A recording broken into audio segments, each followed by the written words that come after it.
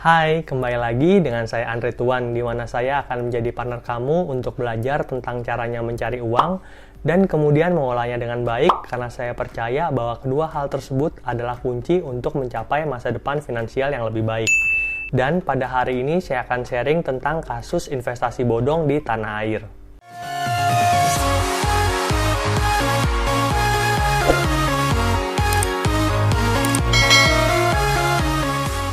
Saat ini kan semakin banyak orang yang semakin mengenal dan melek terhadap apa itu investasi. Mereka ingin mempersiapkan masa depannya dengan lebih baik, kayak gitu kan. Mereka menabung mulai dari sekarang. Mereka menabung mulai dari dini. Dan saya mengajak kita untuk bersyukur karena di masa sekarang ini kita bisa belajar investasi dengan mudah dan gratis. Sebagai informasi aja kan sekarang saya sedang mempersiapkan CFA ya, Chartered Financial Analyst kayak gitu ya. Itu untuk trainingnya aja saya menghabiskan puluhan juta rupiah kayak gitu ya. Dan kalau kalian sekarang buka YouTube, kalian itu nggak harus menghabiskan uang sebanyak itu. Kalian bisa belajar tentang finansial dan investasi dengan gratis kayak gitu ya, dengan mudah. Kalian tinggal buka aja aplikasi YouTube kalian, terus kalian search kalian mau belajar apa kayak gitu ya.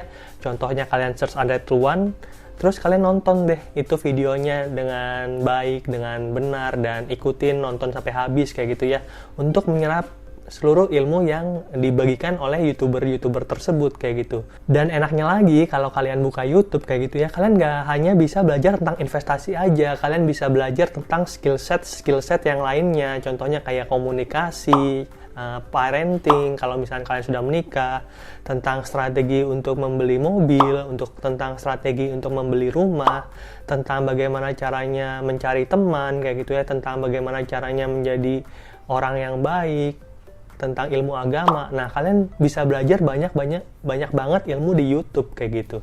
Nah, oleh karena itu buat kalian yang ingin belajar khususnya tentang investasi dan tentang bisnis, bagaimana caranya mencari uang dan kemudian mengolahnya dengan baik, pastikan kalian subscribe channel ini supaya tidak ketinggalan informasi terbaru dan dukung channel ini untuk mendapatkan 10.000 subscriber sebelum tahun 2021. Oke, kalau kalian sudah subscribe channel ini, saya ingin bercerita tentang kasus investasi bodong terbesar di tanah air. Dan sebelum bercerita ke sana, saya ingin cerita dulu tentang pengalaman saya investasi di investasi bodong kayak gitu ya. Sedikit cerita kayak gitu ya, saya sendiri pernah kena tipu oleh salah satu rekan kuliah saya waktu dulu kuliah kayak gitu ya. Dia itu menawarkan investasi di budidaya lele tahun 2016 silam. Kalian bisa lihat proposalnya di samping sini ya, sambil saya cerita. Nah, nama usahanya itu adalah juragan belut kayak gitu. Dan mungkin banyak juga dari penonton saya yang pernah tahu bahwa juragan belut ini seperti namanya kayak gitu ya, adalah investasi budidaya belut kayak gitu. Jadi kayak kita taruh uang di salah satu teman untuk dia mempersiapkan kolam dan membeli benih belut untuk kemudian ditumbuh besarkan dan kemudian pada akhirnya dijual ketika belutnya itu sudah semakin berat. Saya tertarik dengan investasi ini karena sudah banyak juga teman-teman saya pada waktu itu yang join di bisnis ini dan terbukti bahwa dalam jangka waktu kurang dari 1 tahun itu sudah balik modal kayak gitu ya. Mereka, bukan saya. Nah, mereka itu udah pada balik modal dalam jangka waktu kurang dari 1 tahun. Artinya kalau misalkan kita investasi itu artinya adalah 100% profit setiap tahunnya. Lu bayangin ya, 100% profit. Nah, gimana tuh? Saya sebagai seorang investor nggak tertarik kayak gitu kan. Berarti kalau misalkan tahun ini saya udah balik modal, tahun depan itu kan berarti murni adalah keuntungan. Pikiran saya pada waktu itu seperti itu. Nah, singkat cerita, saya investasi sekitar 10 juta dan ditargetkan tentunya sama dong, akan balik modal dalam jangka waktu 1 tahun. Tapi tentunya itu akan dicicil selama 3 kali. Jadi kan kalau misalkan kalian budidaya belut, itu panennya sekitar 4 bulan ya. Jadi kira-kira nih kalau saya nabung 10 juta, di bulan keempat saya dapat 3.300.000, di bulan ke-8 saya dapat 3.300.000, dan di bulan ke-12 atau setelah 1 tahun saya akan mendapatkan 3.300.000-an, sehingga total uang yang saya terima di 1 tahun adalah 10 juta rupiah dan artinya saya balik modal. Nah, membayangkan hal ini tuh membuat saya senang kayak gitu ya, membayangkan keuntungan yang besar dari investasi ini, saya udah berpikir aja nantinya tahun depan saya akan invest lagi, malah kalau saya udah kerja saya akan habisin uang saya di sana kayak gitu ya. Tapi sayangnya tuh cuman angan-angan kayak gitu, cuman mimpi aja, karena hasil dan kenyataannya itu berbeda kayak gitu ya. Saya itu baru menerima pembayaran pertama di rekening saya di bulan keempat, tapi di bulan ke-8 atau di pembayaran kedua udah macet, udah nggak ada lagi sampai sekarang. Jadi udah lewat 4 tahun, pembayaran keduanya itu masih belum berjalan. Nah, singkat cerita, si budidaya belutnya ini saya nggak tahu bohong-bohongan atau kayak gimana ya, tapi kalau kita main ke sana itu kolamnya sih ada, mungkin dia mismanagement atau ternyata keuntungannya tidak sebesar itu dan dia kayak over promise ke para investornya, saya kurang tahu. Tapi yang pasti sih saya kehilangan hampir 70% dari modal yang telah saya setorkan di investasi bisnis ini kayak gitu ya. Nah, ini adalah salah satu cerita tentang investasi bodong, di mana banyak pemilik usaha itu yang dia over promise gitu ya. Memberikan janji ataupun menebar janji yang berlebihan kepada para calon investornya sehingga tertarik. Itu adalah salah satu ciri investasi bodong kayak gitu ya.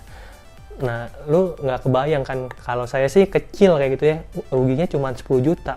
Nah, oleh karena itu tuh ternyata setelah saya lihat lagi, banyak orang yang kerugiannya lebih besar daripada saya kayak gitu ya. Saya nggak kebayang dia udah kerja capek kayak apa, ternyata uangnya hilang gitu aja, lenyap. Mendingan uangnya dikasih ke saya gitu kan ya. Saya bisa tuh ngabisin uang itu. Kemudian berdasarkan riset yang saya lakukan kayak gitu ya, ternyata saya menemukan bahwa selain saya yang tadi saya ceritakan ya, banyak juga orang di luar sana yang terkena investasi bodong. Dan oleh karena itu pada hari ini saya ingin bercerita tentang 5 kasus investasi bodong terbesar di tanah air. Kita mulai dari yang pertama, yaitu adalah Golden Traders Indonesia Syariah kayak gitu ya. Pada awalnya perusahaan ini tuh adalah melakukan jual beli emas batangan yang kemudian akhirnya memproklamirkan diri sebagai investasi syariah berbasiskan emas kayak itu ya, dan dia menawarkan keuntungan sebesar 1,5 sampai 2,5% setiap bulannya.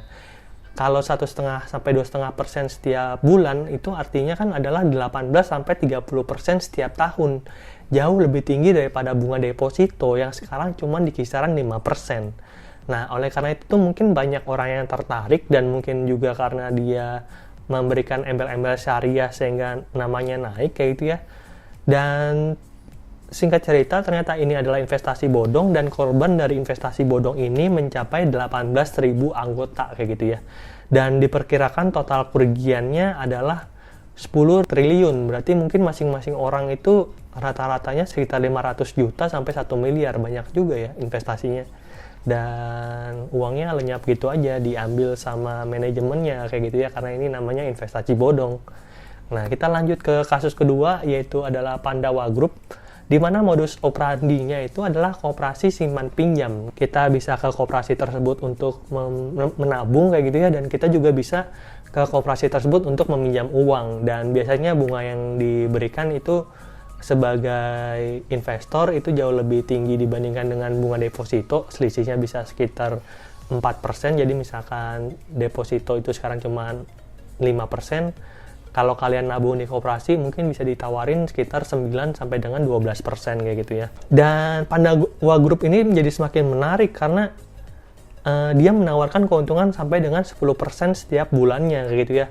Dan kalau 10% setiap bulan kan berarti setiap tahunnya itu 120%. Jadi kalau kalian nabung sekarang 10 juta, tahun depan itu uang kalian jadi 22 juta. Kan siapa sih yang nggak tertarik kalau diiming-imingin hal kayak gini, kayak gitu ya.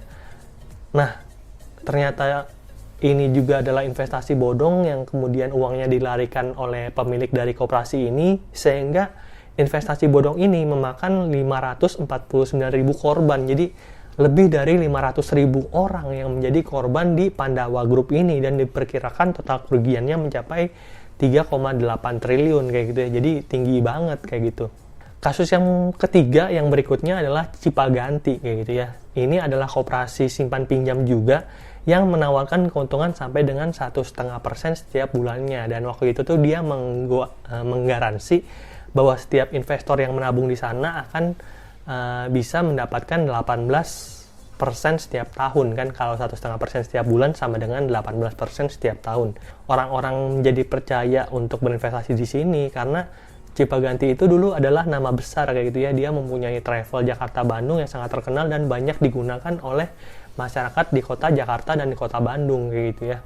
Tapi singkat cerita ternyata dilarikan uang dari investasi tersebut dan investasi bodong ini berhasil mengelabui 8.700 orang kayak gitu ya, dan diperkirakan total kerugiannya mencapai 3,2 triliun. Jadi banyak banget orang yang rugi di Cipaganti ini.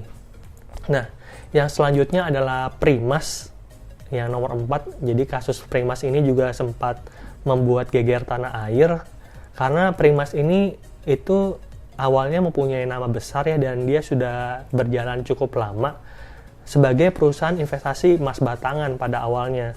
Setiap bulannya nasabah akan mendapatkan keuntungan 2,5% dan dijanjikan untuk bisa menjual kembali emas mereka di harga awal pembelian. Jadi kalau misalkan kalian yang pernah investasi emas kan tahu kan bahwa emas itu kan ada harga jual dan harga beli, dan biasanya ada selisihnya sekitar 3 sampai dengan 4%. Jadi kalau misalkan kita beli emasnya sekarang 1 juta kayak gitu ya per gram, itu kita nggak bisa jual dengan harga 1 juta. Biasanya tokonya itu akan membeli dengan harga yang lebih rendah, sekitar 4% di bawah harga belinya. Kalau si Primas ini dia menjanjikan untuk mau ataupun bisa membeli emas yang kita beli di toko dia dengan harga awal pembelian. Jadi kita beli 1 juta ya, nanti kita bisa jual kembali emas tersebut dengan harga 1 juta rupiah. Jadi istilahnya adalah buyback guaranti gitu ya.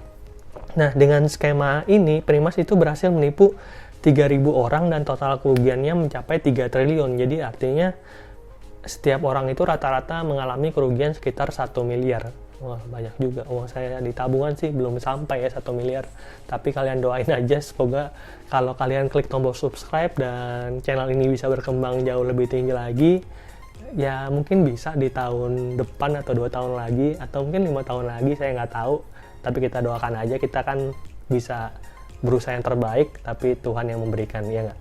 Nah, yang berikutnya adalah kasus GBI ataupun Gold Bullion Indonesia. Ini juga sama. Jadi dia menggunakan emas sebagai iming-iming untuk berinvestasi.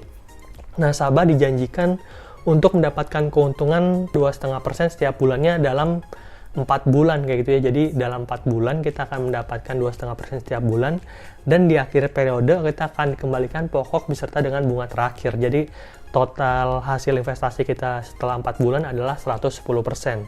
Dan ternyata skema bisnis ini tidak bisa berlangsung lama kayak gitu ya, sehingga pada akhirnya merugikan 2.500 korban dengan potensi kerugian mencapai 1,2 triliun kayak gitu ya. Nah, ini adalah 5 kasus investasi bodong terbesar di tanah air, di mana kita bisa melihat kayak gitu ya, bahwa investasi bodong itu biasanya dia menggunakan skema investasi emas atau koperasi simpan pinjam. Nah, itulah tadi pembahasan mengenai 5 kasus investasi bodong terbesar di tanah air. Kalian bisa melihat dari kasus-kasus tersebut, dan saya bisa simpulkan kayak gitu ya, bahwa investasi bodong itu nggak mengenal status, mau kamu itu orangnya kaya, mau kamu itu orangnya kurang kaya kayak gitu ya. Kamu itu bisa menjadi korban dari investasi bodong. Bukan hanya status tentang kekayaan aja, bahkan mau kamu itu pinter kayak gitu ya, ataupun kamu kurang pinter, kamu tuh juga bisa menjadi korban dari investasi bodong. Intinya sih, investasi bodong itu nggak mengenal status kayak gitu ya. Dan saya membuat video ini tuh karena ingin memberitahukan kepada kamu bahwa kejadian ini tuh ada dan nyata di luar sana kayak gitu ya.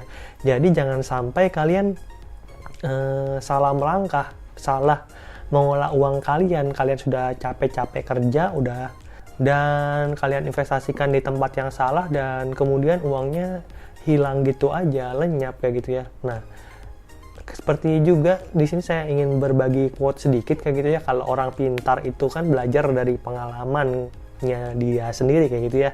Kayak kalau menurut saya sih, saya sendiri orang yang pintar karena saya belajar dari pengalaman saya mencoba banyak hal kayak gitu ya.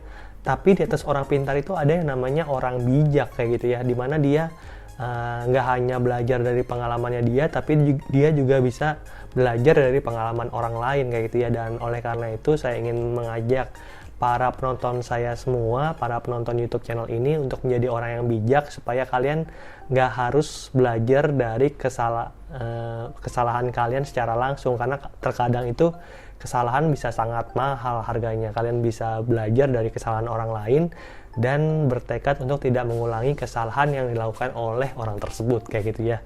Oleh karena itu saya berharap saya jadi bijak, kamu juga jadi bijak kayak gitu ya.